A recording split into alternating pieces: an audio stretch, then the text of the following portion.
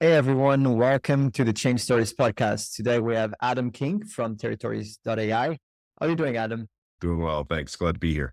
Awesome. Super excited for you having booked this podcast. Was looking at Territories.ai and I do think this is quite of a revolutionary idea. And I'm super keen and interested in getting to know more. But first of all, could you give us a brief intro about yourself and how did you got started into this idea? Yeah, absolutely. So I've been in sales my entire career. I started in high school selling shoes at Sears, realizing that I could make a lot more commission focusing on the high cost work boots to less customers than fighting over with the three or four other sales reps trying to sell boots and heels to female shoppers. Really found that as my passion. And so worked into the insurance industry where I worked for a commercial insurance brokerage for quite a few years and realized about 5, 6 years into my career that I really wanted to pivot over to an industry that had a lot more innovation and was faster moving.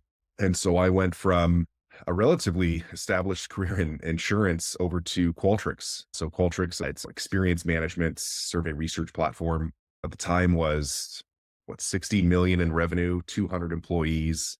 And I went from managing a program, building a team to an entry level sales rep and really just thoroughly enjoyed the experience of pivoting over into software. Qualtrics was a phenomenal teacher, right? Going through just hyper growth at that entry level sales rep up into some leadership roles, an enterprise sales role.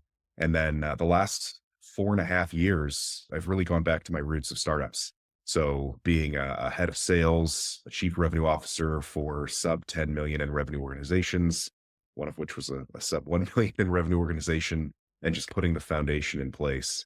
When with my last organization, we had an opportunity to exit and I started to interview at a lot of different places, head of sales roles, CRO roles, some consultancy roles, just to help build kind of revenue functions. And actually ended up turning down 4 or 5 offers because there was just something that was missing. And so finally I decided, you know what, I'm going to take a week off. I'm going to spend my time figuring out, what do I want to do next? What do I have a passion for? And over a couple of days and a lot of note taking, I've got a whiteboard just over here on the wall. It really just hit me of, I've dealt with this same problem at every single company that I've been at, regardless of size, regardless of industry, and it's revenue planning. And as a seller, as an individual rep, it impacts my confidence in my ability to close deals. And it also impacts my actual ability to close revenue. As a leader, it highly impacts, do I have the ability or does my team have the ability to be successful? A lot of times, especially with startups, your revenue goal is something that the CEO, maybe the board dictates down and says, hey, we're at 5 million, you need to get to 9 million.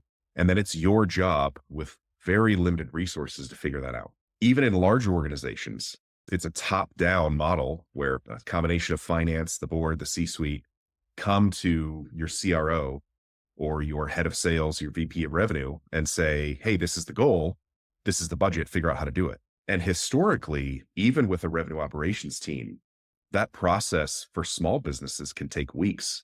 For big organizations, it's months. I've been at companies where figuring out how we're going to go from 50 to 100 million or 100 million to 140 million can take 4 to 5 months because of our ICP changing. What does our hiring plan look like? Do we need to hire 100 reps at 30% average attainment, or do we need to hire 40 reps at 70% average attainment? Do we actually have a process to connect marketing and sales? And then ultimately, it's how do we create territories that are equitable? And for me, equitable is not everyone's happy, everyone thinks it's fair. Equitable is everyone has an equal chance based on what their quota or target is. And so it really became this realization of that this is a problem that I've struggled with every single time. And the more and more previous colleagues and previous customers I've chatted with, everyone feeling the same thing is, yeah, this process sucks. And so we decided to fix it. That's pretty fascinating. And how did it felt to you going from a very stable career in a stable top company in insurance to the startup world? Was this something you really thought about, or you're like, okay, let's just do it? Yes, that's a good question. I enjoy risk and I get bored easily. And so for me, my wife is much more risk averse. So there's a lot of dialogue that has to happen for me to get her permission to do something like this. But I think for me, it's look, I have to feel that there's a challenge happening. And if I don't feel like I'm being challenged, I don't feel fulfilled. And so jumping from insurance to software was, yeah, there was a big leap. I took an 80% pay cut when I jumped over to Qualtrics, which, yeah, my wife was not super excited about, but it was a risk. You build savings, you build plan, you give yourself a certain amount of runway, and then you just dive in. And that worked out. Switching over to Qualtrics ended up being a phenomenal career change. And knock on wood, it's worked out thus far with Territories.ai. And a lot of entrepreneurs, they usually are willing to take that 80% pay cut because they believe at the end of the day, there is an exit or a liquidation event.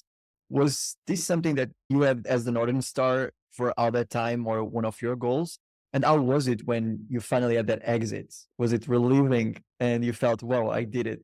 Yeah. So early in my career, jumping from the insurance industry to Qualtrics, it was less about an exit and more about just a need to do something different. We were young in our career. We didn't have a lot of expenses. It really became about how do I give my career a factor of 10 growth rather than a factor of 2 growth. And I think Qualtrics did a lot to fulfill that. Now, obviously, Qualtrics had an exit. It was what, 6.5 years, 6 years after I joined. And it was great. I'd been there long enough. I'd had success. I was able to move up that career path with them. And it was just a phenomenal company all around. And so for me, yeah, personally, there was a great exit for our family. But that jump wasn't as much about the exit as it was about the journey. And now you're being married and having a family. And for those listening, what do you think it's like to be an entrepreneur before having that responsibility and now that you have and you're still getting into territories.ai? Yeah. Yeah. So sitting down with my wife, Andrea, sitting down with her in March, April of this year and saying, hey, I'm still going to look around for career opportunities, but I'm having this itch. And I think that there's this real opportunity here with building this business. And that means that we won't take an income. It's a very different conversation. And so that was weeks of what do our finances look like? What can we cut out of our lives?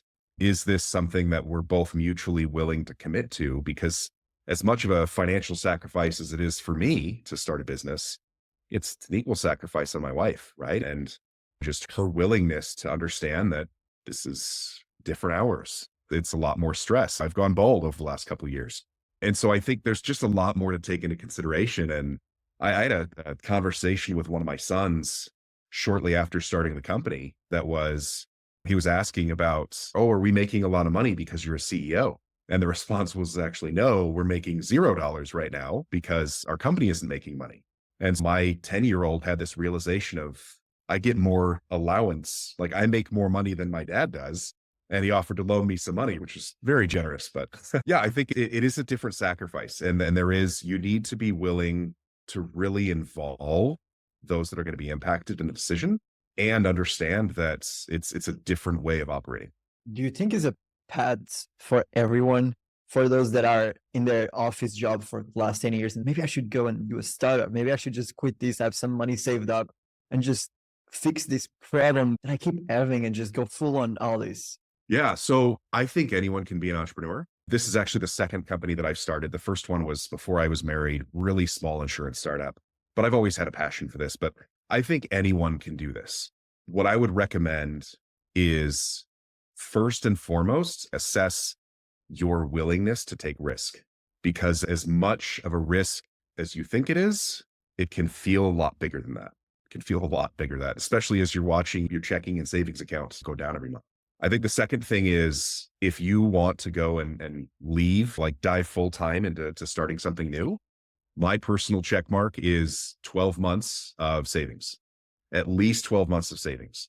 And then on top of that, what my wife and I talked about was, look, we'll have 12 months of savings to go 100% into this. And then on top of that, we need another 6 months of a safety net if this doesn't work out and it takes a while to find another job. So obviously having that safety net helps quite a bit. It also mitigates a lot of that risk. And then I think that the last thing would really be patience. Nothing in starting a business moves as fast as you think it's going to. It's difficult, it's slow. And even with AI and a lot of the innovation and just the speed and efficiency that can come from that, just the overall process, like AI is not going to get customers for you. AI is not going to test your product the way that your customers will test your product. And so as quickly as you can build something, you still need to understand that it needs to launch. It needs to be iterated on.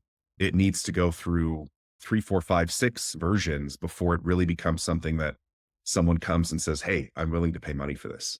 Yeah, makes total sense. And diving into Territories.ai, you mentioned early on that as a sales rep, you used to have the problem of where is this revenue coming in from? They're staying motivated.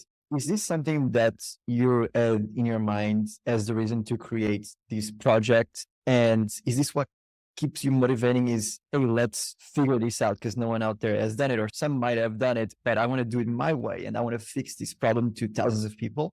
Yeah, that's actually exactly right. There's a couple organizations that do revenue planning. There's a lot of organizations that could do structured revenue operations or an outsource model. But I think the big gap that I identified, the passion that I have is for those startups, right? I love the startup environment. I've been in that space for a long time. And historically, organizations that are sub 10 million in revenue, sometimes it's sub 100 employees, they really have a disadvantage in that revenue operations in its current state is really expensive. You have to hire dedicated resources, or you're outsourcing to third parties, or you're trying to secure enterprise software when you're not an enterprise organization yet. So you're talking about budget that is, hey, I could hire another sales rep, or I could use this for marketing budget, and I can't spend 50 grand, 100 grand on process yet. And so, yeah, that's where we wanted to come in was, look, there's an opportunity to make this way more accessible, way easier to use, and significantly more cost effective for small organizations from a leadership standpoint so that they can come in and have high confidence in building their plan in the first place. And then also for the reps below them, that CS rep, customer success manager, a sales rep, a marketing team to say, look, we all understand what our goal is. We all understand why this is our goal, how we're going to achieve that goal. And as an individual contributor, I can go in with high confidence that I'm going to be successful. And diving into Territories.ai, what are you trying to solve specifically? And what was your approach to this? We started, the first kind of aha moment for me was territories, because a lot of the organizations that I've been at, territory planning is much more art than it is science. And I think a lot of organizations approach it heavily from a science perspective, but their data is based on art, if that makes sense. So it really becomes this big cyclical loop of, I think our account scoring should look like this. And so we build a model, and then using that model, we build these really structured territories. And what that turns into is that if the art of account scoring is wrong, then your territories are completely wrong. And I've been at organizations where we had an entire sales team just miss incredibly hard because new territories were launched and it was based on bad data structuring. And so that really was the first aha moment for me was, look, I think we can change this and I think we can do this better. And then as we started to build that process early this year, the data piece of that became more and more apparent of, even if we can build incredibly structured territories, we still have to do that based on data. And so that's where we incorporated in, why don't we do the account scoring for them? And why don't we actually make account scoring for most small organizations free? Because the value to us is not scoring accounts. The value to us is making sure that there's data integrity so that we can build a solid plan for them. And then snowball that over the last few months, it really became, you have account scoring, you have the territories that you want to build, but you also need to understand your capacity planning and be able to align demand to that. And if you can do those two things, account scoring and capacity and demand alignment really well, the territories part actually becomes pretty easy. And so that's what this has matured into, is helping just automate the process of leaders understanding what their plan should look like and then designing and implementing them for them. This actually is pretty interesting. I worked at a Fortune 500 for a couple of years and I was a sales rep. And looking into your software, you have a goal buffer, which tells us a percentage that we almost reached that goal. And even an ROI per territory or per plan. And I do think this can be quite revolutionary. Is there anything in particular that you see as the competitive advantage of using this versus other platforms out there? Yeah. So I think the first piece for us is our technology is designed for the individual that does not have a PhD in data science or is an Excel whiz, right? There's a lot of softwares out there that are really good at this, but you still have to have a dedicated resource to be able to understand the science behind it and build those models. And that's expensive. And so for us, it was most organizations don't have that yet, or they don't have the resources for that yet. And if we can make this as simple as possible so that a brand new head of sales that has never done revenue planning before or has mapped out how he's going to hit his number next year, he can get in, click a couple buttons, answer a couple questions, and he can get his plan. And then his plan will even say, you've got an 87 or 97.8% accuracy score on this plan. That's really, I think that's where our bread and butter comes in.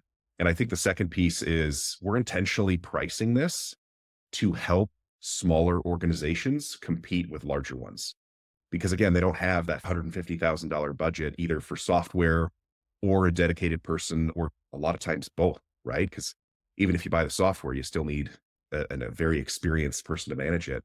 And so for us, it's look, we actually have a freemium version. Our full platform starts at $2,500 a month for small teams. And so we're giving these small organizations an advantage, right? We're taking away that unique differentiator, if you will, that their bigger competitors have and leveling the playing field. You touched upon smaller organizations. What do you think is the current protocol that smaller startups use in terms of metrics and measuring this? Is just an Excel spreadsheet? Is it just up in the air for a sales rep? Yeah. So really small startups. And I was in that scenario where I was external hire number one, brought in as the head of sales to build out process and people. It was Excel, right? Everything's or Google Sheets for me. As we started to grow a little bit, that matured into HubSpot. And HubSpot is quite easy to use, which is helpful, but it's still time consuming. And it's great at tracking, but it's not great at planning or modeling. And so I could start to track and understand where we were and how we were performing and find kind of risk areas. But I still needed something that could come in and say, hey, my CEO just gave us our 2022 number. How do I hit that? Your big CRMs, your big data systems don't do anything in that realm. And so that's really where we wanted to come in, was rather than kind of building an Excel and making a lot of guesses until we're big enough to focus on RevOps, it's what if you could start to implement revenue operations now so that 2 million, 3 million, 4 million more in ARR from now, you're not spending months trying to clean and fix data because we've been doing it the right way the whole time. So you're saying that if I'm a small startup and now coming in January, and then we do revision of books and look at the yearly goals, we can just go in and create a new plan with your software. Hey, let's hit $1 million this year in sales. It would tell us basically where we could pull this revenue from or come up with a plan in some shape or form.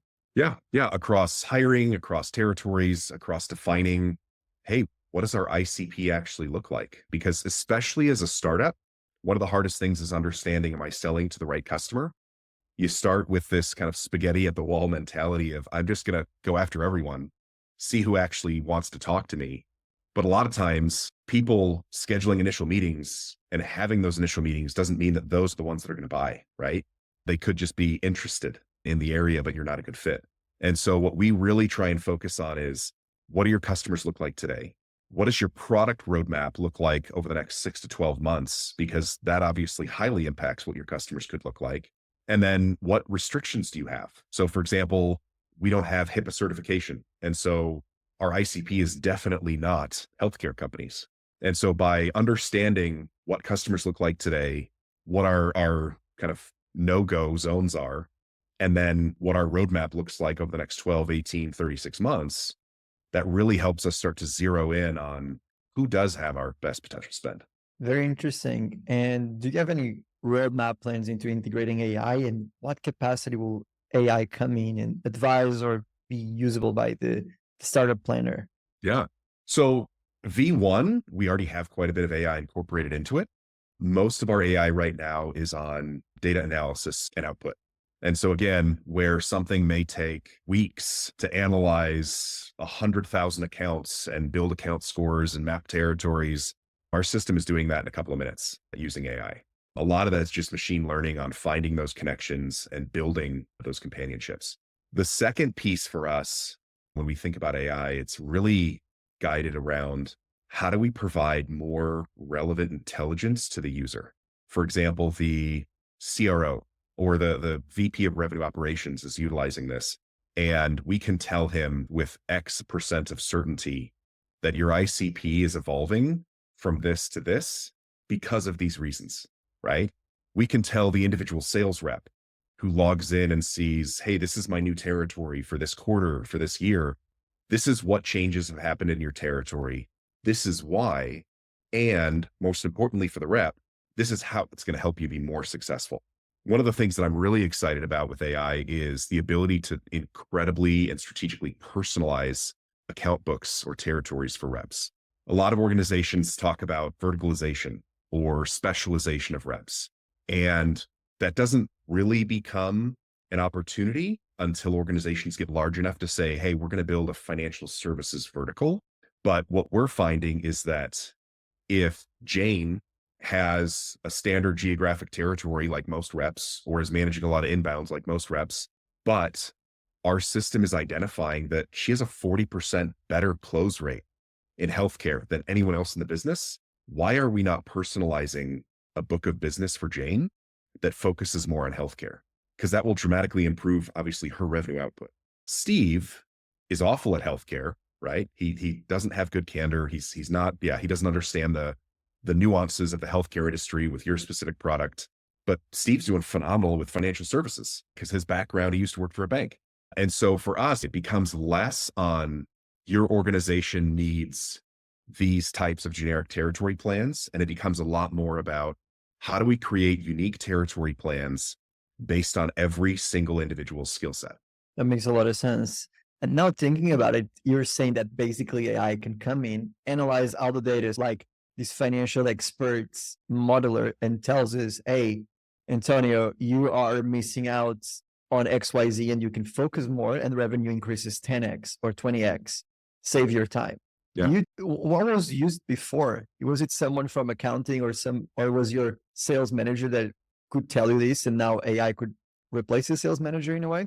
Yeah. So historically, there was nothing. It was all looking at aggregate data, right? Because there literally was not enough time in the day or budget to build a team that could analyze 800 metrics across 4,000 sales reps.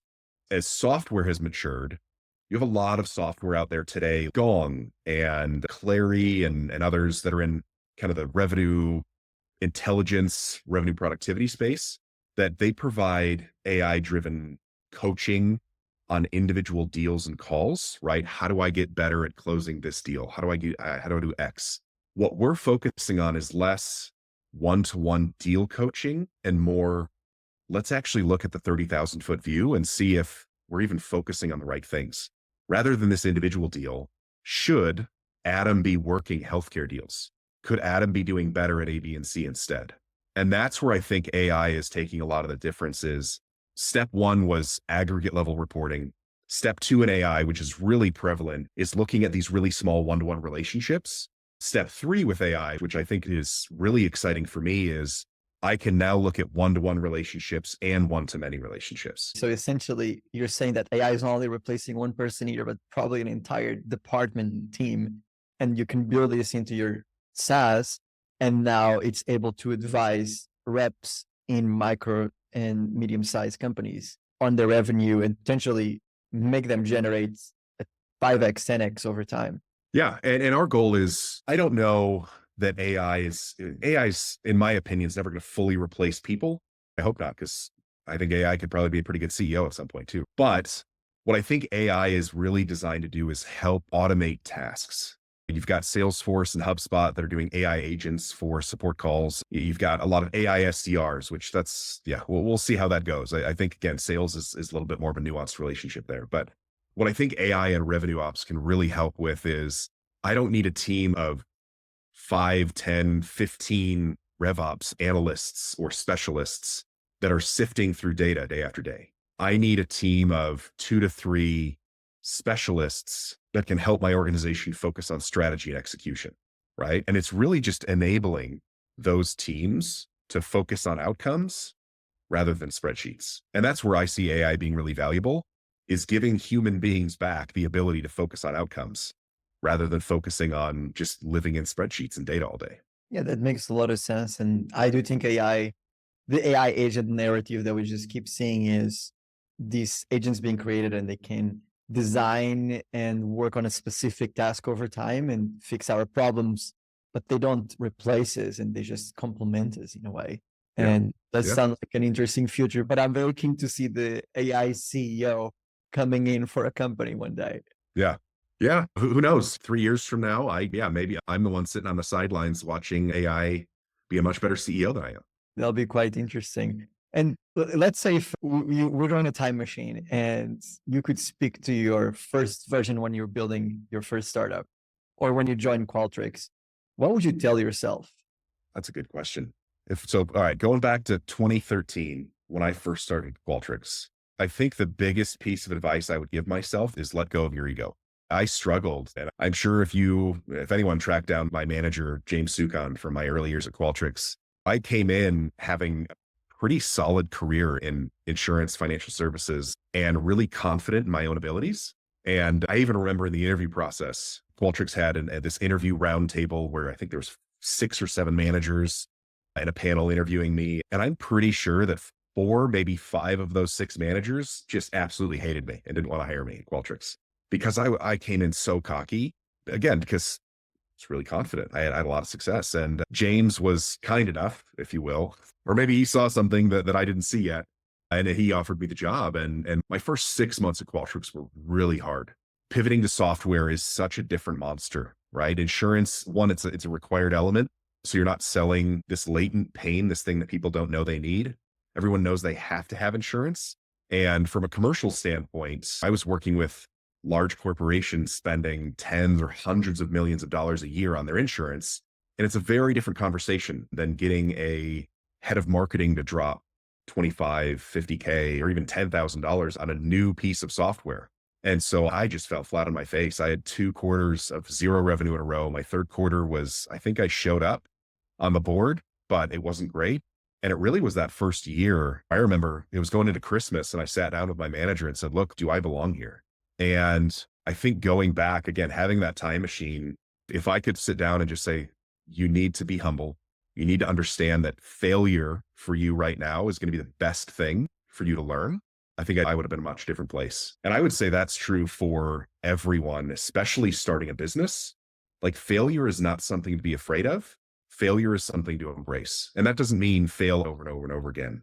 What it means to me is when you recognize failure, embrace it and move on. I think is a great advice for every entrepreneur, especially coming from a high success career with a lot of stability and then seeing failure for the first time and numbers way smaller and not knowing how to deal with this. And I think it can really play with your ego because you're used to such a high pace and such a high, let's say, cloud of things, and then everything changed and numbers are way smaller. And I can't even convince this person to spend 5K. Like, what is wrong with me? And you start having so many things playing with you that can be frustrating. And I think it can really not only play with the ego, but with our self-esteem and can make us go through a sort of a dark path in our lives. And Yeah. quite admire you for being able to bounce back and finding your path there and being back on track. Amazing. Regarding Territories.ai, if someone wants to get started in using, I see there's book a demo on the website. How can they get involved? What is the roadmap there for this year? It's almost over next year. Yeah. You can book a demo. We're small enough that booking a demo just goes to me. So folks, honestly, just feel free to reach out to me. We've launched our freemium version. So again, for us, data integrity is one of the most important parts of revenue planning. And we want to provide account scoring, really the base of data integrity for free for most customers. And I think there is a get started button on the website as well. That'll still be a form fill that should change over the next week to just actually sending you straight to our website to sign up. For us, and for me specifically, I hate gimmicks and I hate gotchas. And so there is not get started for free, but fill in your credit card and then 7 days later you're charged. It's free. And that recurring tier renews every single year. So we will have some customers that never pay us a dime, but we're just helping the industry get better because they're intelligently scoring their accounts the right way. And then there's paths just to move up from there. Awesome. And you mentioned earlier that they can get in touch with you. What will be the best channel or communication handle? Yeah.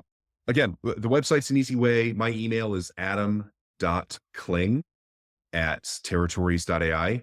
I have a bit of OCD, and so I am a zero inbox individual. So I read or at least look at every single email that comes in. Yeah, if you do have questions, you do want to learn more, email is a great way to get in touch with me. I also realize I just opened the door to every single SDR out there selling services to companies like mine, which that's okay too. Awesome. Thank you so much, Adam. Thank you for our listeners. You got it. It's a wrap, and stay in touch. Yeah, great to chat with you. Thanks.